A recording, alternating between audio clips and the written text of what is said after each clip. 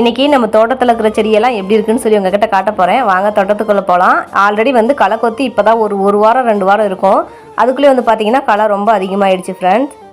அங்கங்கே வந்து செடி போட்டு ஒரு சில இடத்துல முளைக்கலன்னு சொல்லிட்டு கருப்பு சுண்டல் ஊனி வச்சுருந்தேன். பாருங்கள், ரொம்பவே அழகாக வளர்ந்துருச்சு. ஆனால் அது எப்படி காய் வைக்கணும்னு தான் தெரியல.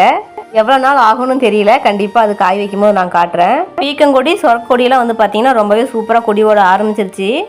நம்மளுடைய தினையும் பார்த்தீங்கன்னா இப்போ பூட்டை வைக்க ஆரம்பிச்சிருச்சு. என்னுடைய லைஃப்லேயே இதுதான் ஃபஸ்ட்டு டைம் நான் வந்து தெனை பயிரை பார்க்குறேன்.